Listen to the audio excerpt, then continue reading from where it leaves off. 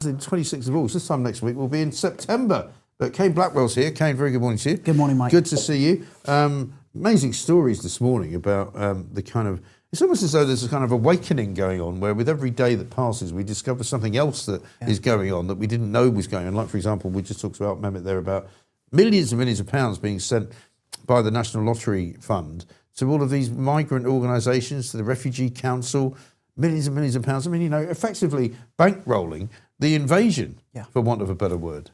No, exactly. And I think people are just realising that the establishment, you know, whether it's, you know, things like the National Lottery or it's, you know, whatever organisation it is, they just seem to have a left-wing perspective on everything. They're just full of people who are left-wing. Who are it's the left-wing establishment, isn't it? It is the left-wing establishment.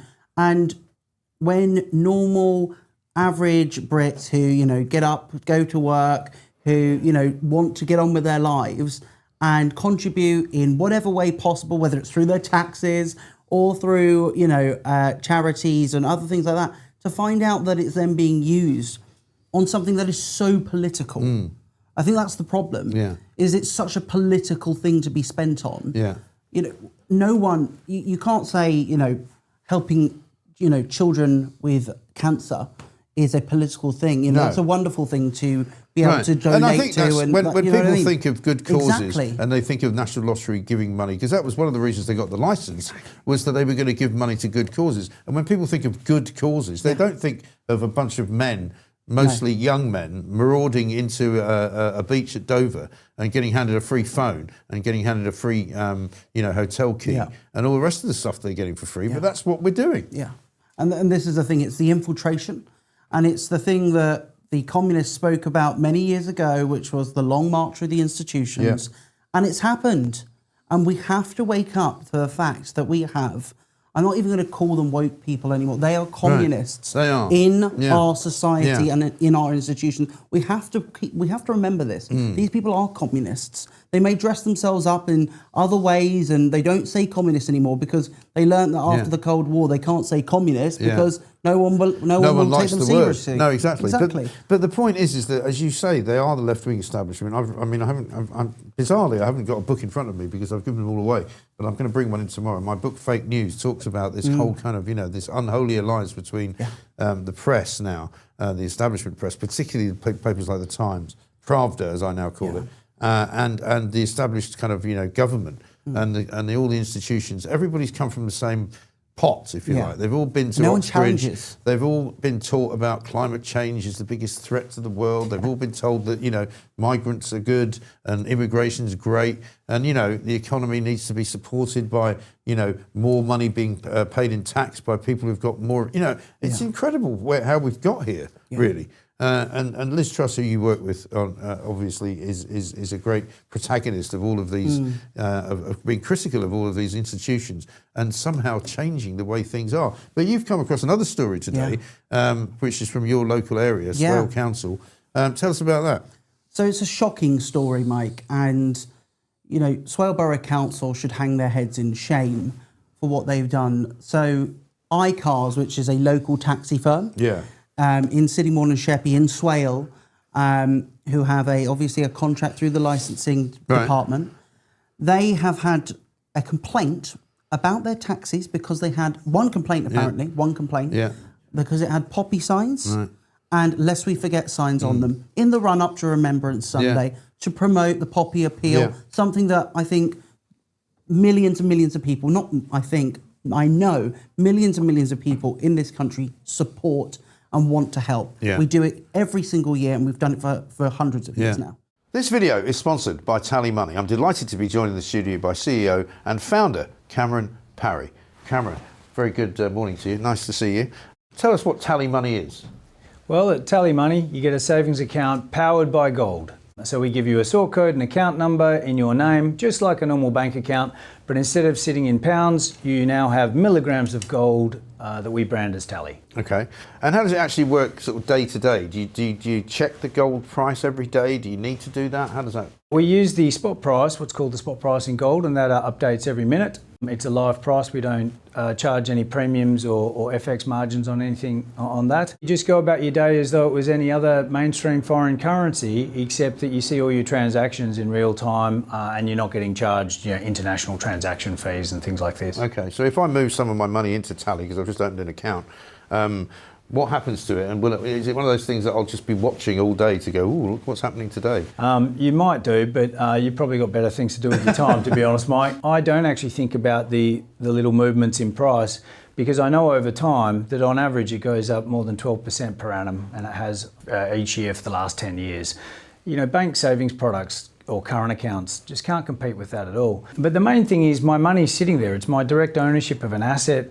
When I use my Talia card, in London to buy a cup of coffee, the merchant still gets pounds. Yeah, okay. To find out more about Tally Money and for a special offer for viewers of the Mike Graham Show, simply scan the QR code or click the link in the description right here. So what has happened is that Swale Borough Council, after one complaint, has basically said to the taxi firm, you can't have it on there anymore. Actually, our system we don't allow it type thing, even though they have allowed it for many years. Yeah. But now after this complaint, they say, oh no, we can't do it anymore. It is unbelievable. It is. And this will no doubt be part of the causing distress to people argument, right? They'll say, well, somebody's been distressed. It's the same way that police turn up on people's doorsteps and say, well, you haven't committed any crime, but somebody's reported that you've distressed them by your post on social media or by putting a sign on a car that says, lest we forget. I mean, it's unbelievable, isn't it? It's totally unbelievable. The problem is now Swale Borough Council is going to say, oh, well, at the next licensing committee, we will do that. Whenever that is, I don't know. But also the fact is why does it have to take a committee to do this sort of thing? But it's because Swale Borough Council, the Labour Swale Borough Council, changed the system from a cabinet system to a committee system, which basically means that if you want a decision made, you have to go through the committee. Oh, everyone round the table has to say their bit, has to make the decision. Oh, we're not quite sure, blah, blah, blah. And they have to presumably schedule that sometime in the future, so it takes forever. Exactly. When actually, this is the run-up to the Poppy Appeal. It's very, very important that we promote what's going on and ensure that people, remember and know about what's going on, but also just support our veterans, quite frankly, and those who have given the ultimate sacrifice for this country. And it just sort of strikes to me that, Swale Borough Council currently would rather take the complaint of one person over the dedication of millions of people who helped the Poppy Appeal, the veterans who have lost their lives and those who are still with us. And I just find it absolutely appalling that this Labour Swale Borough Council has allowed this to happen. And, I'm a member of Reform UK. We down in Sittingbourne and Sheppey and Swale have been very, very furious about this action. And we are fighting it all the way with our councillors, but also just as a party generally with our party members really taking an active role in this. And the thing that really irritates about these kinds of stories is that no doubt part of the opposition to putting the poppies up in the cars and in the taxis will be, oh, what are you getting so excited about? What's it got? What difference does it make? If some people don't like it, then it shouldn't happen. And it's almost like they're willfully kind of forgetting our history, willfully forgetting what people believe Britain stands for. One of the few times the country kind of gets together is on Remembrance Sunday. On the morning of the cenotaph and all of the great institutions around all of that. And it's like they just would rather it wasn't there, almost, right? I know, I find it shocking that the events that are meant to unify this country that even 10, 20 years ago, we wouldn't even be having this conversation. No. But now we have a fact that Remembrance Sunday and supporting veterans and the poppy is now a symbol that is contentious. That is, something that people could be, get emotional distress from. This is the situation we are in this country, and we have to actually take a stand and say, no, we're not doing this anymore. We're not putting up with this rubbish, quite frankly, because I find it so...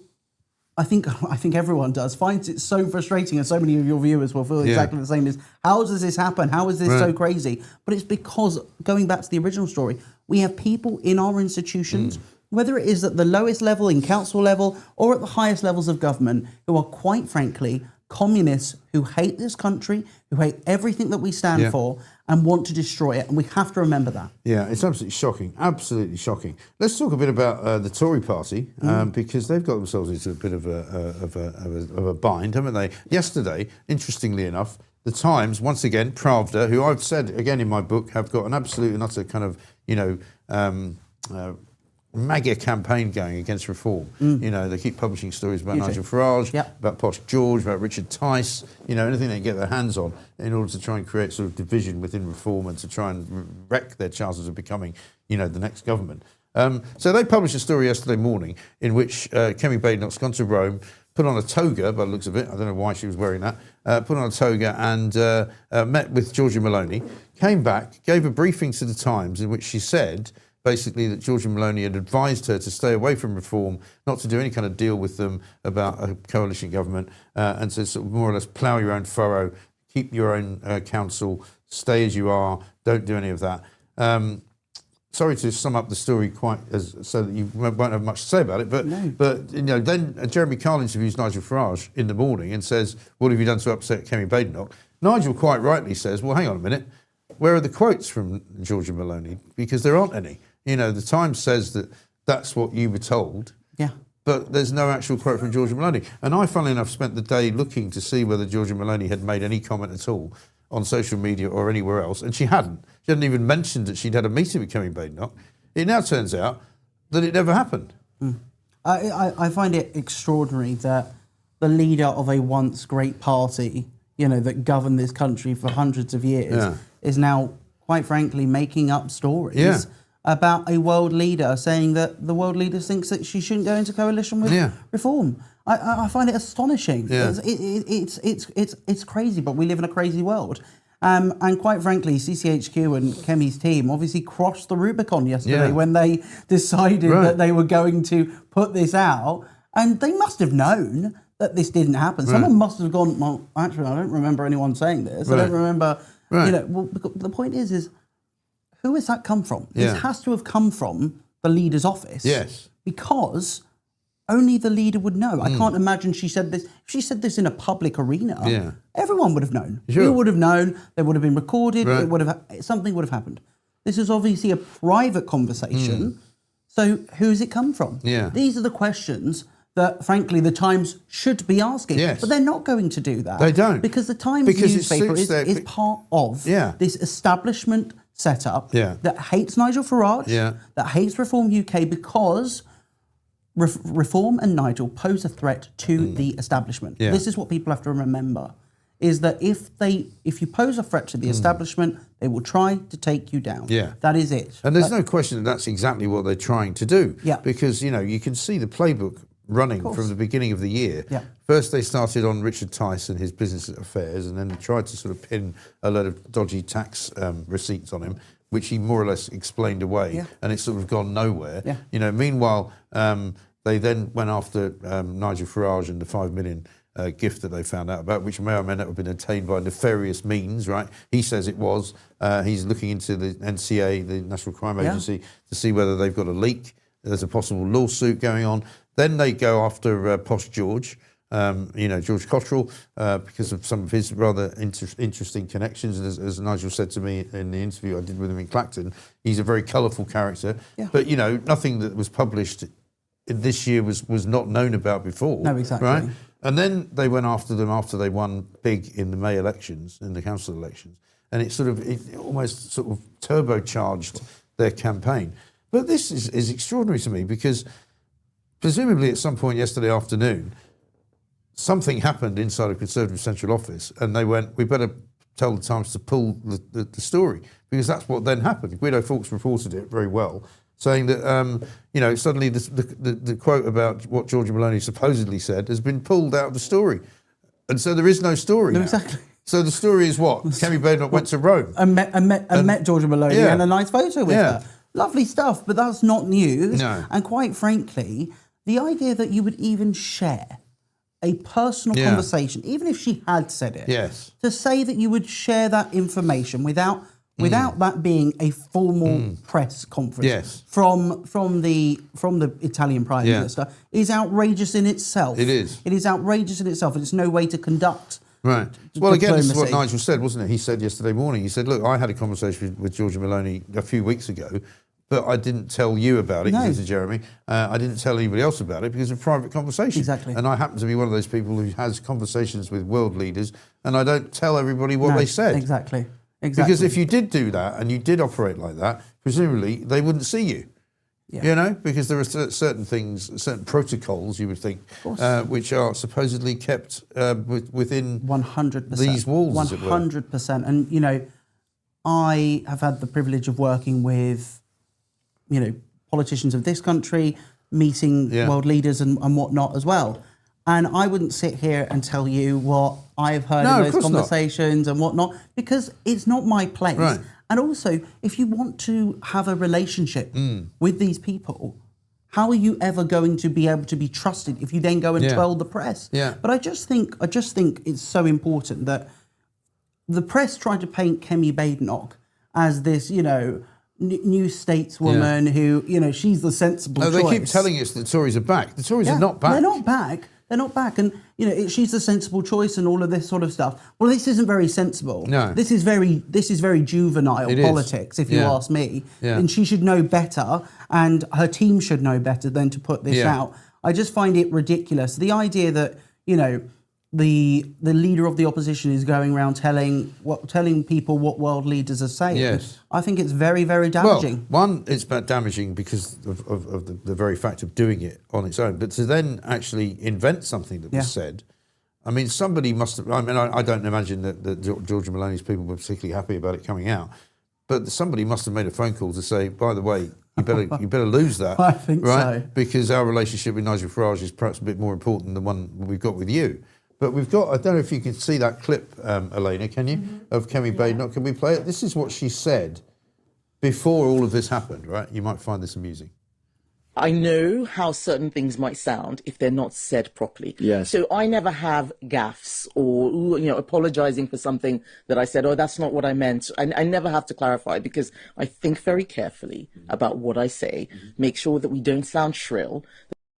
I think very carefully about what I say, and I never make gaffes. No gaffes? No gaffes? No gaffes? Well... No gaffes, Badenoch. Well, there's a first for everything, apparently. Well, so... no, you have made one, and it's a pretty big one, to be honest. It's huge. You know, Peter Barnes was in here earlier, who normally speaking is pretty supportive of the Tories, you know, even though we're not quite sure whether he's still a Tory or not. But, you know, he was like, they've literally just blown themselves up, you know, for no reason. Because what would they have gained anyway? I know. From saying that one thing, you know? I know, and I think this is the problem, is that they're so obsessed. They're so obsessed with taking down Reform and Nigel Farage that they are going to do anything. Yeah. They are literally happy to, one, share a conversation with a world leader. Well, one, it didn't happen, but they were happy to share it anyway. Yes. And two, to then, for the Times, to feed the story to the Times, and for the Times, they're not to actually follow it up doesn't on say it. much for Stephen Swinford, the Times political editor, who just basically runs whatever he's told to run by the Tories. Unless it came from on high, which is equally possible, that it came from somebody inside of the Times organisation who'd had a quiet word with somebody in the Tory party and said to Swinford, why don't you write this? And maybe he did. Maybe that's how it worked. Who knows? That's the other way. Who knows? But this is the problem. We're never going to find out. We'll never know because no one's actually going to do a proper investigation. But it's another nail in the coffin, it seems to me, of the Times and of the establishment sort of media and why people like me are doing so well, because people just don't believe a word they say anymore. No. I mean, why would you? Well, after things like this, right. why would you? I know. Why would you believe Extraordinary. Kane, great to see you. I think we've got a pooch's pooch, if you can find it. Have we, Elena? Let's do it.